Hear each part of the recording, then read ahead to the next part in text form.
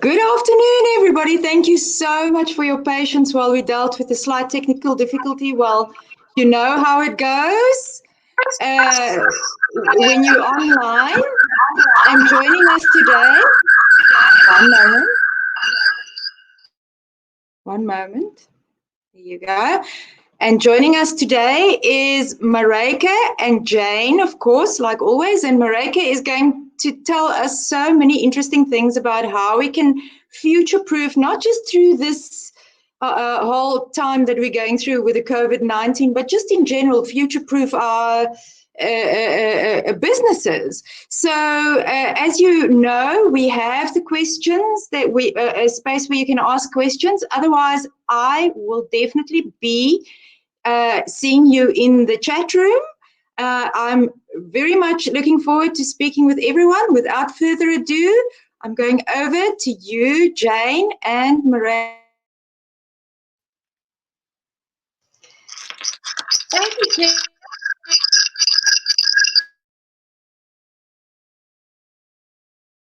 She is the one who's handling the tech room. So if you see her sitting there and wondering why she's not saying a lot, it's because she is saying a lot and she is doing a lot, but it's all written and it's all behind the scenes. So please, if you have questions, please do ask a question. You'll see there's a little place to tap on in your bottom right-hand corner. Otherwise, please feel free to say, add your comments in the chat box, add links to things or articles or videos that you think are relevant or important or useful to share. And as we go along, we'll have an opportunity to ask Mareka questions and even more time for Q&A at the end. So I'm really excited about having Mareka with us today. She's somebody I've known for, goodness, maybe about 25 years. In fact, she was the one who pushed me into the recruitment industry, which is where she started herself.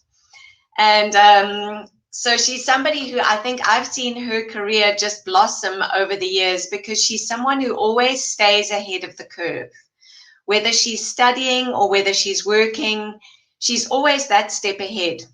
And she's been working remotely for about 10 years now. And I was very grateful that she pushed us into remote working about 5 years ago, knowing what was coming, and trained us to do online training and to be able to work virtually and remotely so that we feel quite comfortable with that at this stage. So we're excited to hear from her and about how to future-proof your business, not just as an individual, but as a business. And she's even started a company called Futureproof. So that's testimony to what she's passionate about. So welcome, Mareka. You're not on mute anymore, are you? So I'm not on mute anymore. Okay, but now you are.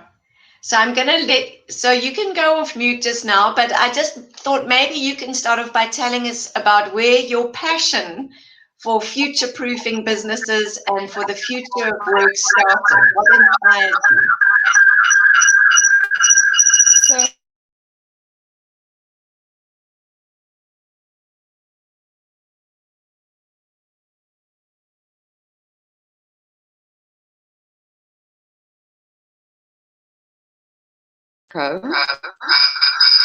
I am so sorry. I placed Mareka's microphone on mute because she's got a terrible feedback loop. Mareka, maybe you can just see if there's something wrong with your microphone on that side. Jane, perhaps you can just continue while we do that. And every now and again, I'll toggle Mareka's mic to see if we're able to figure out that audio yet. Sorry about that, everyone. I think Mareka. Oh, there we go. We can hear her. Good. Go for it, Mareka. Okay, how is my audio line for you? It's good? Okay. So first lesson in working remotely is that the technical part of your job can make you grow old overnight. Just when you've done all the dry runs, things go completely wrong. So yeah, thank you for that. I still have on my side a big echo. Is it okay on your side? Okay. Then I'm going to try and ignore my second voice. Janie, I started this journey 10 years ago, and it was with Deutsche Telekom, and I was in HR and training, and they decided to buy the Cisco WebEx license. And in this case, they expected everybody to move working virtually, training virtually. And I was kicking and screaming. I said, there's no way we can train virtually. Of course, the customer wants it. So, you had to do the job, whether you want it or not.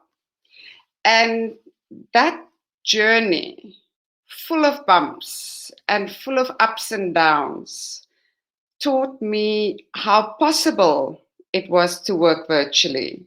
And in the process, I had to convince myself and I had to test myself. And that was a great change curve for me. And in that time, I realized that the world is coming with big changes. And, of course, working with you, I said, you need to go digital. Otherwise, you're not going to make it. So that's my story. No, I love your story, and I love how you're someone who, whatever you learn for yourself, you always share with other people. You're very generous like that. And when you're excited about something and you see it working for your business, you always want to help other businesses succeed in that way too.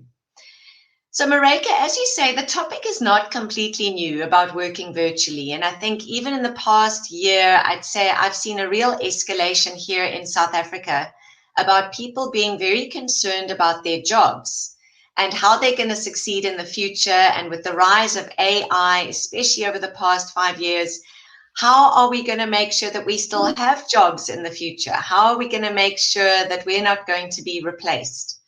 So I feel like it's not a new topic, but as you say, a lot of people did exactly what you did and what I did at first: kick, scream, push back, think, no, this is, I don't like it, or I don't want to. And somebody else said to me the other day, I don't want to connect with people virtually. I like the face-to-face. And so there has been resistance, but now we're in a situation with our coronavirus where it's right here and right now, and we need to jump into it and survive right now.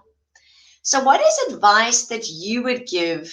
Maybe we can start off with individuals. What is advice that you would give individuals who want to future-proof themselves? What skills do they need to learn?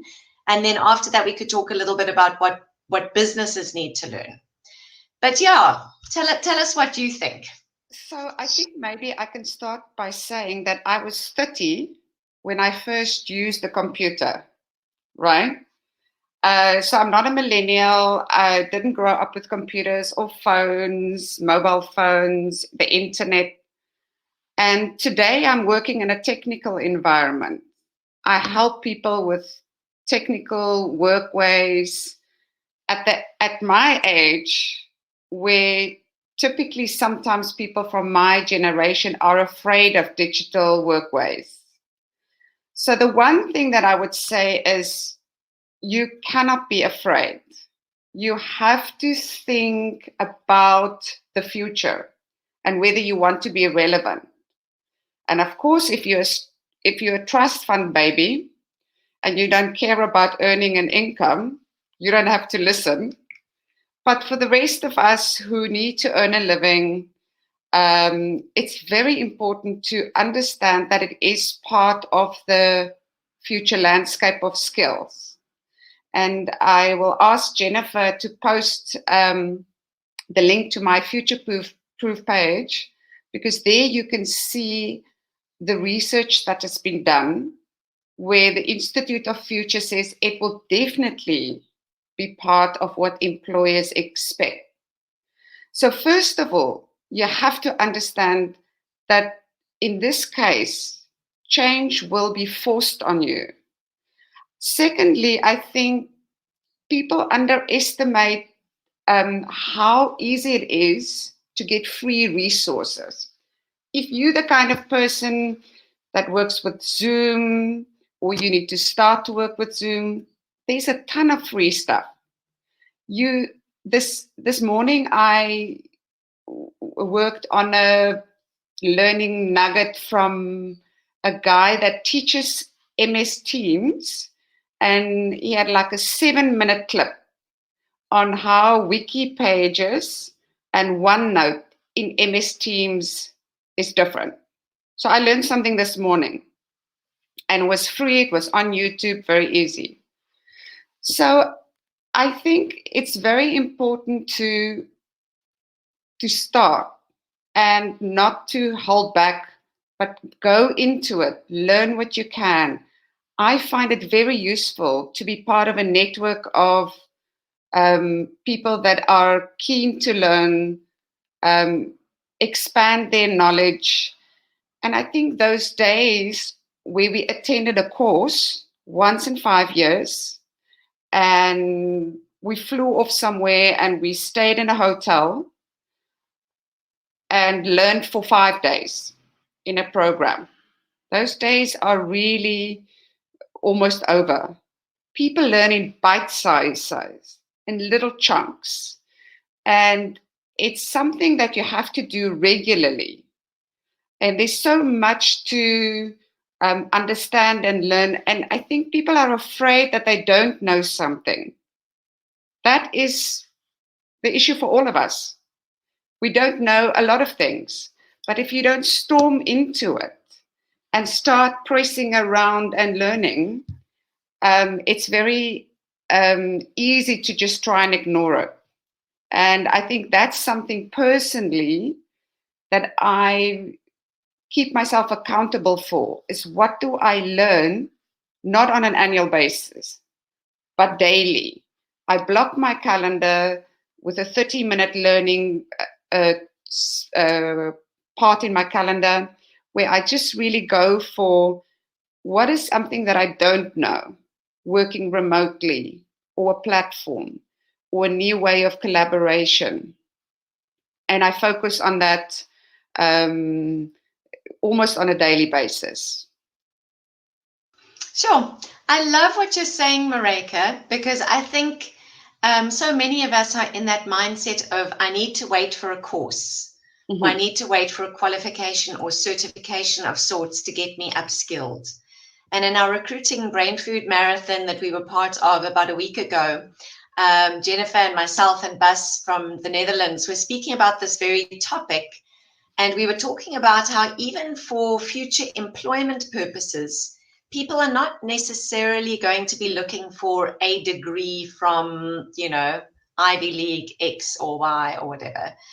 Especially in the IT industry, there's much more of a move to really assessing, is somebody an agile learner, more so than do they already have a qualification? Because we want people to be able to think and behave in an agile way. And as you say, learn every day, because otherwise what we're learning in a course might be outdated even by the time we finish that course. So I love what you're saying. And I love that discipline of putting aside time every day. And I think that's something that I do to network. I want to make sure that I collaborate and build a network. So I focus on that, but I haven't put time aside every day to learn something because I've made it too big in my mind sometimes. So I almost will learn it if it comes along. So yeah, I'm definitely going to do that. And I love that you called it a learning nugget. That we break things up into bite-sized chunks, and that's the way we learn. So I see it's not just about the skills we have to have, it's also about our approach to how we learn them. That's going to be a future-proof skill.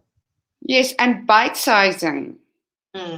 Rather than waiting for time to magically pop up in your calendar to learn. And I think that's something that's changing. because Yeah. it makes you stay ahead of the change curve. Yes, yes. No, I'm with you. I think that's, yeah. And Mareka, for businesses, what would you say are the essential skills that they need to have in order to be future-proofed? Well, I think, again, businesses will definitely have to upskill themselves in having people that work for them that have got the right skills. Yeah. And virtual collaboration is absolutely essential. And I think I see a lot of companies waiting for the lockdown to be over. And then they say, okay, we will go back to normal. This is not going to happen. There is a seismic shift that has happened now, and maybe some things will go back to normal. But I think virtual working is here to stay. And companies will also see it as a cost-saving measure. Yeah. So companies will need to look at how they recruit. Do they recruit people with virtual working skills? Do they have leaders that are open for the idea of working virtually? Do the leaders actually take the lead in showing? I remember in the previous company that I worked for, when we started with a virtual initiative, remote working, it was almost seen as that's what the people at the bottom had to do, but the important people could still fly around the world. So that was a mixed message, because people were saying, okay, now it's important for us all to work virtually, yet for some people it isn't. And that broke down the importance of that new initiative. Yes. And so I think finding people that have got the right skills is very important for companies. And I love what you're saying about the example. I mean, I know of a couple of clients who, you know, their leadership team will still rely on their PAs or assistants to communicate virtually or connect them virtually, and they still hold on to the face-to-face side only. But it's such a good point you make. They've got to be able to lead and role model that shift for the company to be able to buy in and for it to become a culture. Yeah, and I think, I mean, apart from getting people to come and work for you with the right skills, I think it's also a very good plan that you need to have in place to make sure that people in your company can move to working virtually. And sometimes people buy the technical platform, a meeting technology, and then they step away from it. And then they go, okay, that's it then. You have got the technical infrastructure. I hope for the best. Yeah. And there's a lot of things that you need to help push the change through, because people don't change overnight. Yes. People are fearful. Yes. People don't have the right skills. So those are all things that companies need to think about if they really want to be successful in moving to that level where most of their employees can work virtually. So they need to be able to get the technology to be able to work virtually. They need to make sure that people are upskilled on the technical side. But you're saying that it's not only that. They've also got to be able to work, to collaborate virtually, which is not just a technical skill. Yes, so that's one of the things that where companies go wrong. So they think if people know where to press all the buttons on Zoom or MS Teams or WebEx, it will all be okay. But that's not the only part. I mean, we moved from a physical space where we saw each other every day and we could stop at the desks, and now we're working virtually, which means a whole different approach from a planning point of view, from a technical collaboration point of view, from a connection point of view. And those are the things that companies underestimate. And then they say, well, the technical approach and the virtual working approach doesn't work. It's not anything to do with technical. It has to do with how people implement it. So Mareka, can you tell us a little bit more about what you think is important to be able to collaborate virtually effectively? What does it involve from a skills, attitude, point of view? What does it take? Yeah, so I think the big misperception is that if you're a good communicator face-to-face, you'll be a good communicator technically. That's not always the case. I mean, usually people that have a good feel for communication, they transition easier. But there's some main switches that you need to make when you start working virtually. One of it is you need to speak less. You need to speak slower. You need to help people in the technical environment to feel comfortable. Otherwise, they're not going to collaborate. If you are dependent on your group to deliver results, you need to understand how to make people work, not listen only, but how do they work virtually together? And that's something that I see companies get very wrong.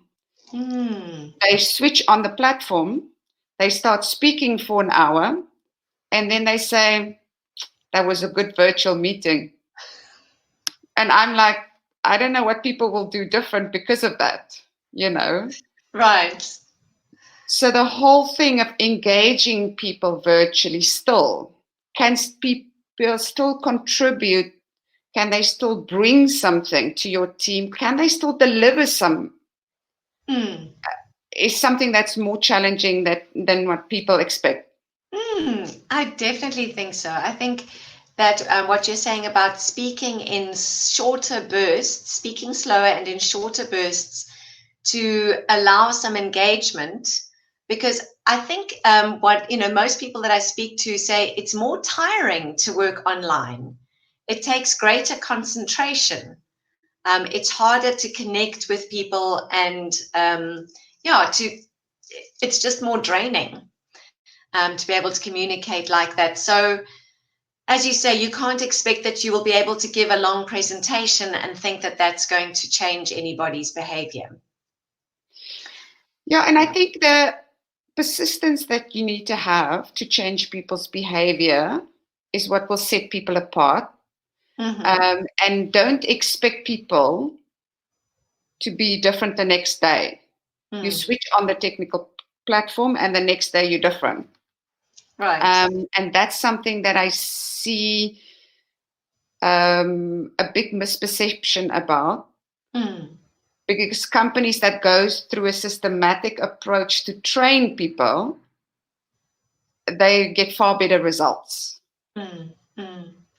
So Mareka, if you were advising a company on how to help their employees change behavior, or how to be able to conduct virtual meetings or collaborate virtually in a way that influences people, what tips would you give them to do differently than if they were working face-to-face in the same office? I think one of the things that's really important working virtually is making sure that you understand the technical environment. Because if you're a salesperson, person that is selling a fantastic product or service, you can only do that when you have a good understanding of what your technical platform can offer. Right. So that's part of the skills, is what is the technical skills and how can you use it for the role that you are fulfilling. I think secondly, the setup in organizations are quite important. I was recently for 6 months on a project, and this company bought MS Team.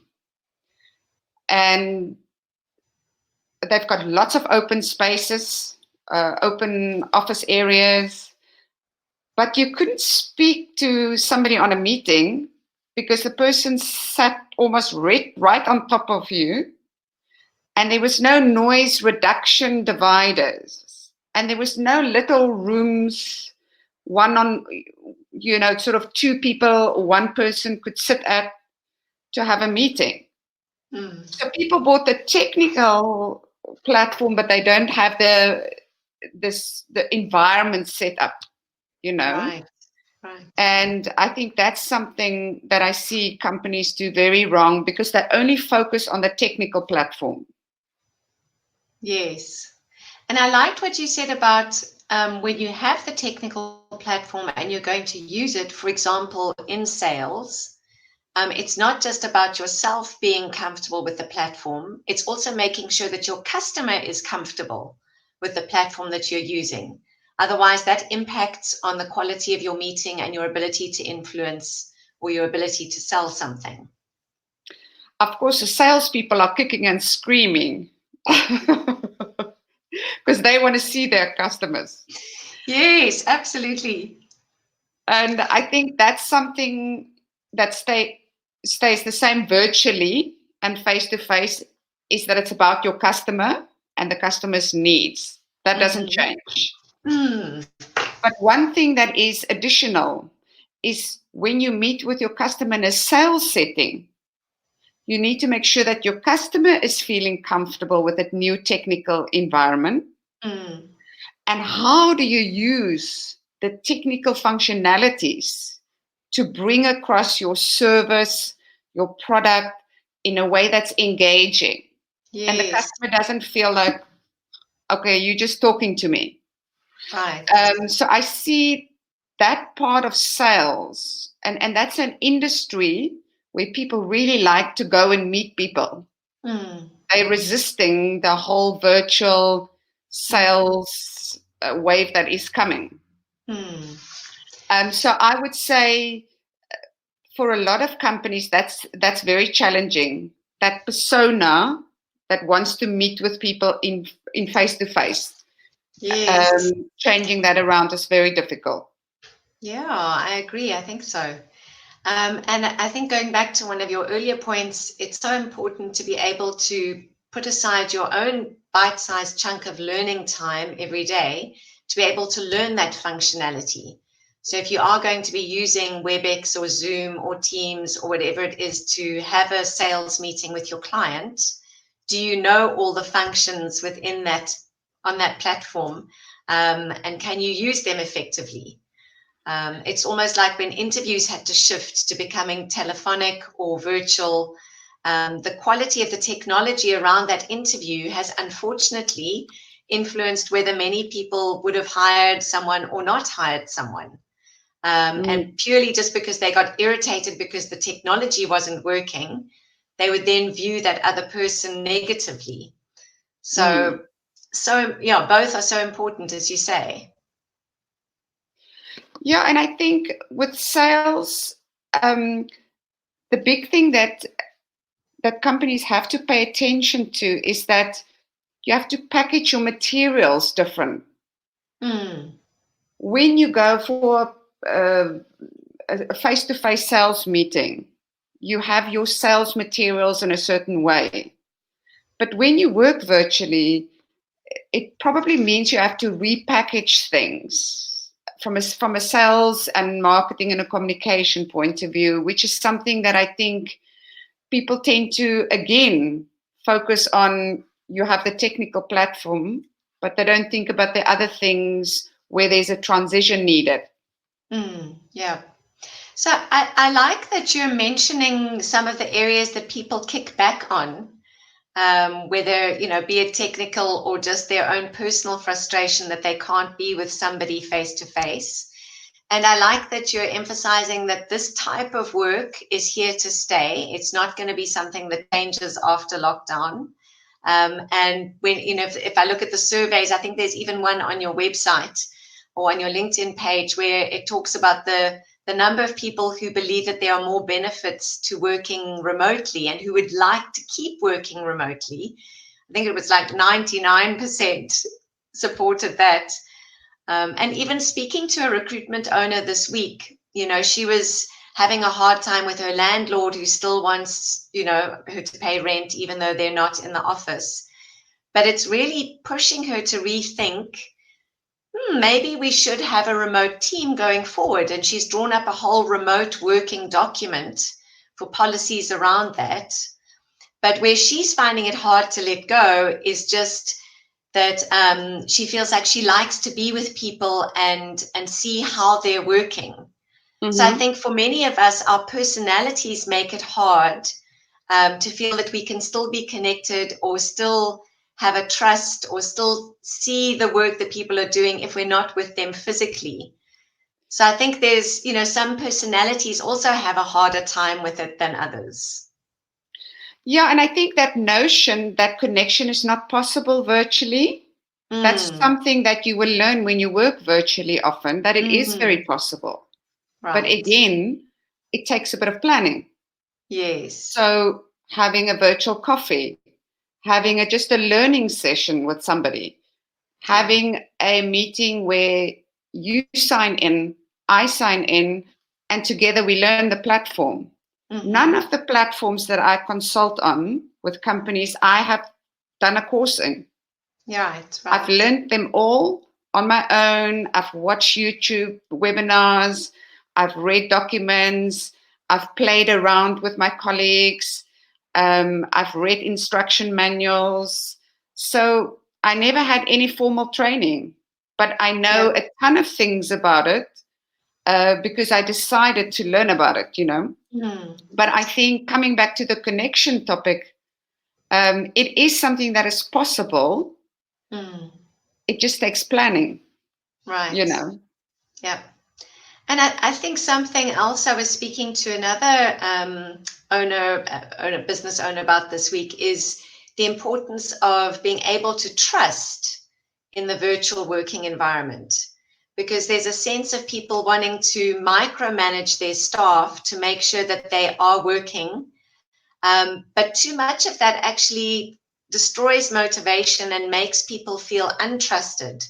So I think trust is a skill or an attribute that we're going to all have to learn to really grow in to be able to collaborate virtually effectively.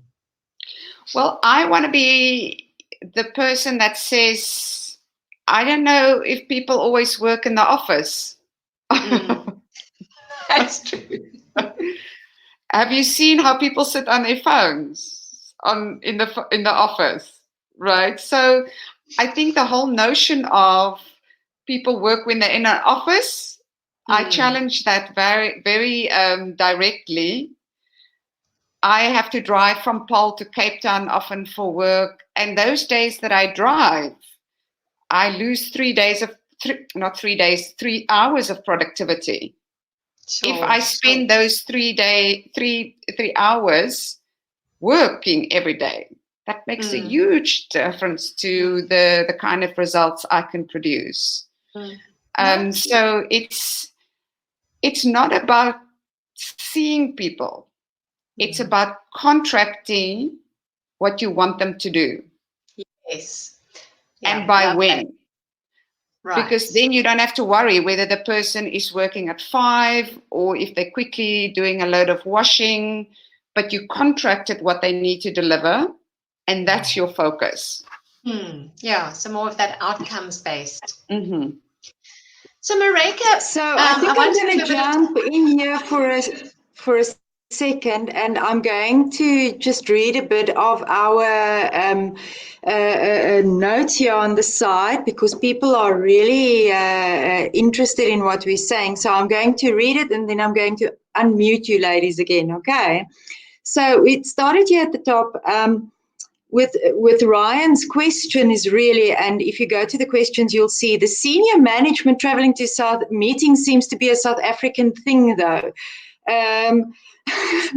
So I think we need to actually ask our international colleagues here, what do they think? Is traveling to meetings a South African thing, or is it an international thing? Right. Then the second thing, we got some very nice comments from LZ. Well, maybe we can quickly speak about what Ryan is saying, Jay. Yeah, I would like to reply to that. I remember in December, one of my friends from Namibia that I saw said to me she met a German student that was doing some sort of a volunteer stint in Namibia. And she was asking him what he was going to do after the volunteer stint. And he said, I'm finding a job where I don't have to travel and pollute the environment. Mm. And I think, for us, coming back to Ryan's comment, sometimes we see it as a perk, as something to be proud of. We can sit in the business lounge or whatever it takes. And for me, it was quite interesting to see that there's a generation that's coming after me that is thinking differently about the environment. And one of his requirements is, I don't want a job where I have to travel. Imagine that. Perfect. Then we have, just based on that, I decided to ask some questions in the poll. And the first one is, do you give yourselves some time to learn something new or something every day? We had 3 votes yes, 3 votes no. And LZ saying that I've added on my website that Fridays are my study days. I'm yet to use my whole Friday for studying, but I try to do it as much as I can. And in my own business, I also realized that you have to study as you go along, because otherwise you find yourself behind in some way. What would your comments be around that?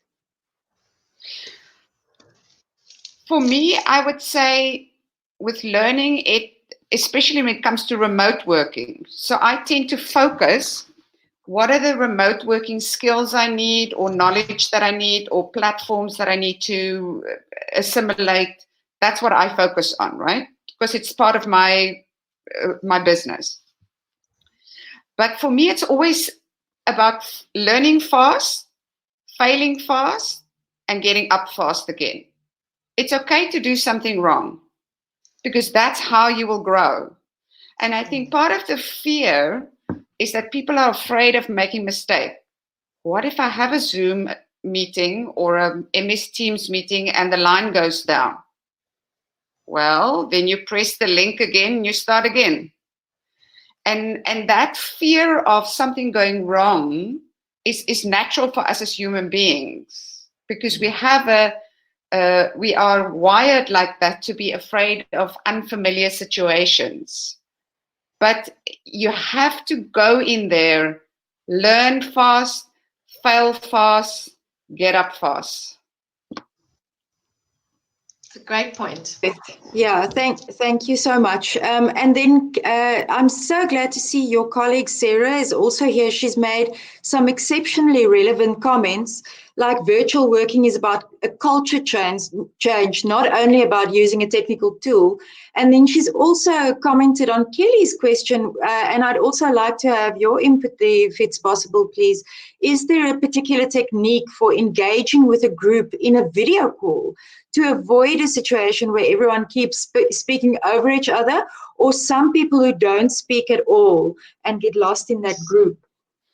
Yeah, so good question, very good question, because engagement makes people more excited, and they collaborate and they offer something and they bring something to the table. So that is a very important part if you want people to also bring some work results. You can't just speak to people. But some of the engagement advice that I would give is you need to understand the technical functionalities.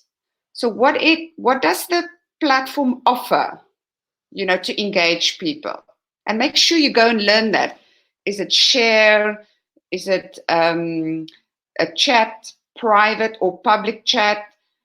Is it ask a question option here on Crowdcast? I see there's a poll where you can involve people. You can ask people to answer via audio by switching off their mute. You can plug in other apps. My colleague and I, Sarah, use a lot of virtual training, but we plug in other apps like a Menti app, where people can do voting of some sorts, and it's real life display of responses. So that's one thing, is the engagement is really important if you want it to be meaningful for everybody and not only for you as the speaker. So that's one. I would say you need to realize that when you're speaking, you are taking up all the space in a virtual meeting. And if I don't keep quiet from time to time, that means nobody else can contribute.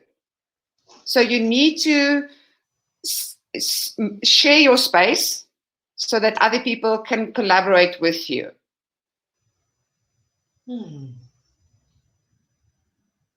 And breathe. Yeah, that's perfect. Just as a matter of interest, my second poll was, do you think virtual work is here to stay? And that won a landslide of 100% of the poll votes at yes. And then very quickly, Mariam said, where meetings can be done virtually, senior management seems to enjoy doing the opposite, that it is to travel abroad because the company is paying for the trip. I tend to agree with many companies doing this and many people within companies doing this. And I can't help but thinking, but the large companies can potentially rather put out a competition where somebody else can win a trip overseas. Best virtual participant, for instance, would be potentially something that you can think of. And I really think that this virtual space, I'm super excited about it. I've been working in it for nearly 10 years now. I'm very happy and very confident here. But it still poses some certain things. And I'm going to hand over to Jane again so that we can continue. We still have another 15 minutes. So if you have questions, now's the time to ask. Thank you. Thanks, Jen. Yeah, I'm glad that we had a time and you could answer those so far, Marika. And welcome, Sarah. Marika, I just, kind of to pull everything together, I think all of us are aware that especially during this time, there is a flood of information out there. Everybody has something to say, some good advice, some input, some marketing, whatever it is. You must learn this, you must do that, you must attend this webinar. And I've been speaking to people this week who are feeling overwhelmed, and they feel like they've got so much information coming at them. They don't know what they need to prioritize in terms of, learning and in terms of taking up their time and energy during the day. So if somebody wants to start and say, okay, I'm going to overcome the fears, I want to become a virtual collaborator. I want to learn how to use the technical side, whatever the skills are that they see they need to learn to future-proof themselves. Where would you advise them to start? Well, I think two things. The one is, what do you need to do for your business? Should be a guiding light. Right. So, for instance, a lot of my contract work is around MS Teams, because a lot of big corporates have Microsoft licenses. So I need to make sure that I understand that collaboration platform really well. So when I prioritize training, I tend to go that route. So you need to think about what is happening in your work environment around you. So you can't just go to work and look at what's on your desk. Look up, look around you. What is happening?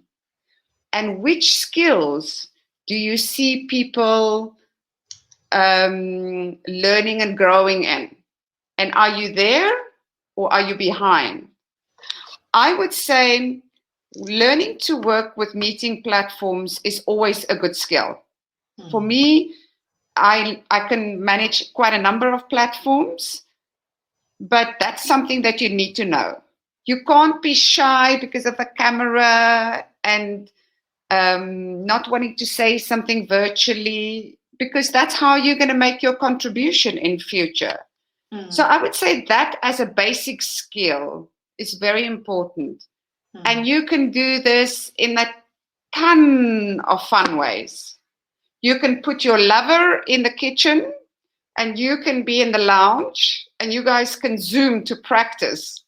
You can put your children in the backyard and you can be in the bedroom and you can Zoom and practice it.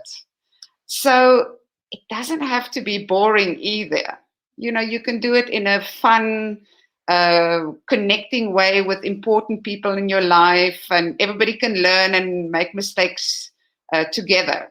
You know, but I would say if you cannot manage a meeting on a platform as a host, not as a participant, that's something you should start with.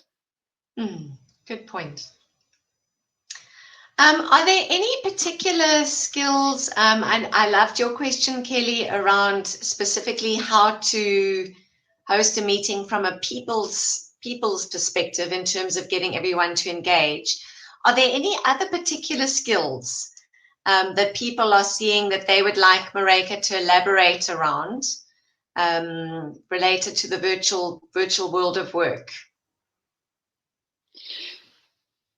So maybe I can add here, Jane, for me, the point of connecting with people virtually is important because that's what the skeptics are saying. You can't connect with people virtually, but you can. You've maintained eye contact with me through the camera.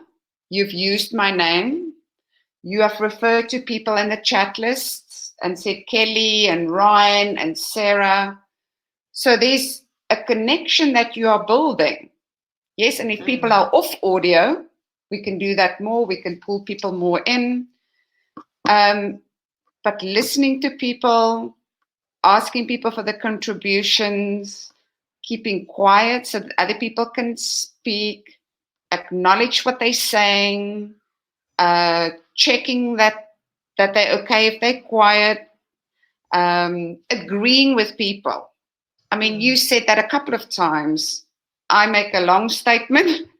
You stay awake. I'm interested. But you acknowledge. You say, I love that point. Or I like what you're saying there. So there's an acknowledgement that you're doing with me virtually, which I hope, you know, some people can learn from.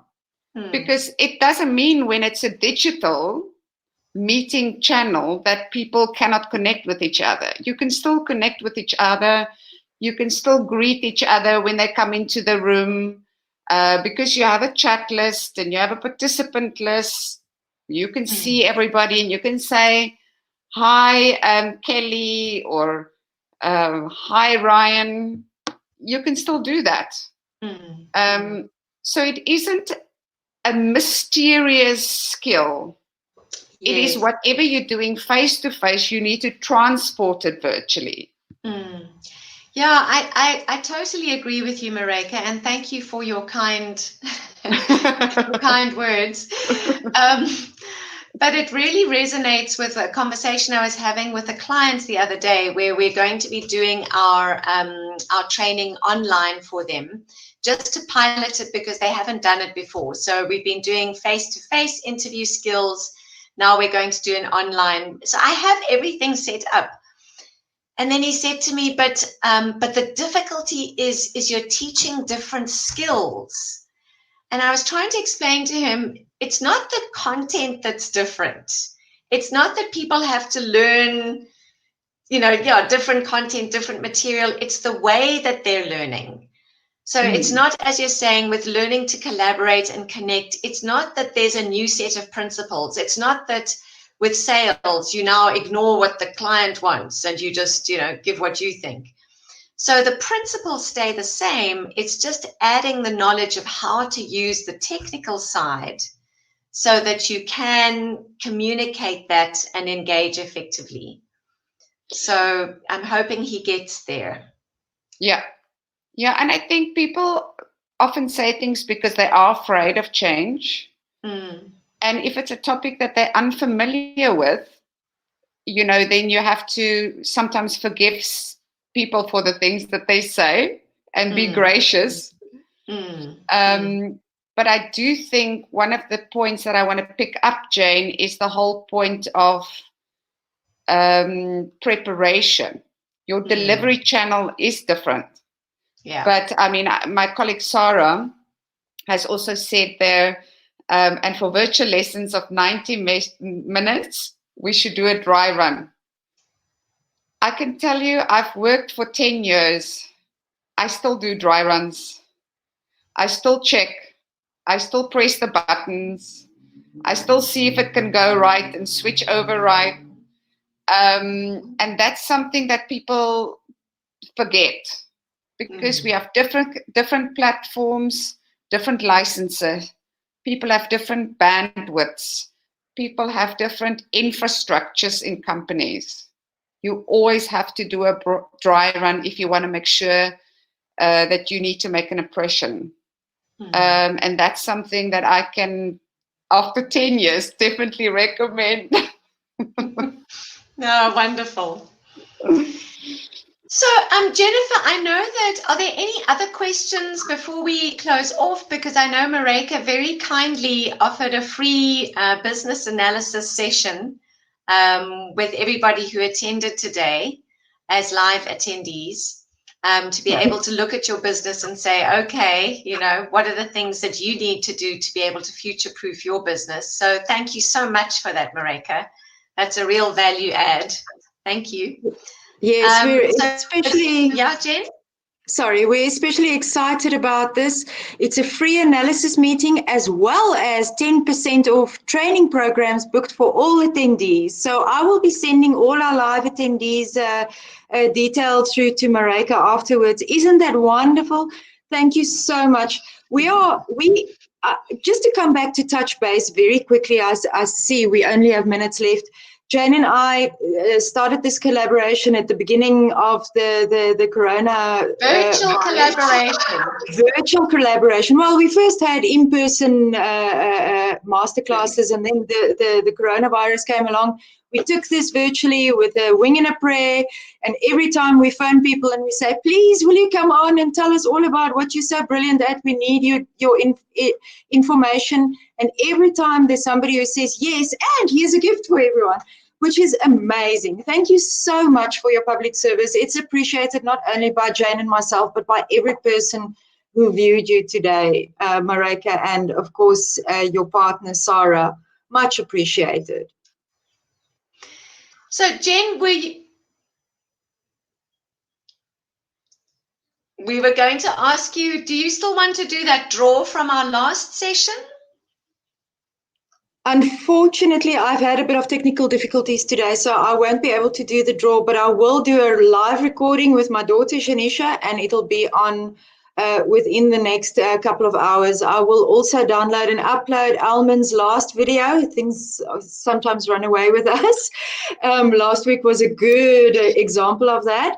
And then I will also upload this or download this video within a few hours. It'll be on our Touchbase, on YouTube channels, and we will be posting it all over our social media as last time. Can I give a last tip? Yes. My last tip I left for last because I think it's something that's important to remember. You should never let technology take away from your authenticity, your personality, and your character, and your whatever it is that you are. You should still bring that across digitally. And I think I remember in the beginning when I started working virtually, I was like, okay, is my hair looking? I mean, how's the background looking? And I was quite concerned about a lot of things around me. But I've learned to forget about all those things and focus on the people that's with me on the meeting, and to focus on my own authenticity in the meeting so that people can connect with me. And so my last tip is, when you've done everything right, add personality. Love that. Thank you, Mareka. I think that's great advice. Great advice. Thank you. Right, so thank you everyone for joining us this afternoon. We much appreciate your patience with all our technical issues today, and we are definitely adding personality here, Jane. What do you think? Hey, we've got personality for sure. Thank you for joining us today, everyone. We'll see you in Thanks, 2 weeks' everybody. time for our next touch base. Thanks for joining us, Kelly. Marijke, apologies. Thank you. Kelly too. She's always here. I know, yeah, Kelly's always here. I was just reading her. Bye, Kelly. Bye, Arena. Bye, Aldette. Hello, Bye, Arena. Tanya. Bye, Ryan. Bye, Arena. Bye, Sarah. Tanya, Marco. Bye, Jane. Bye, everyone.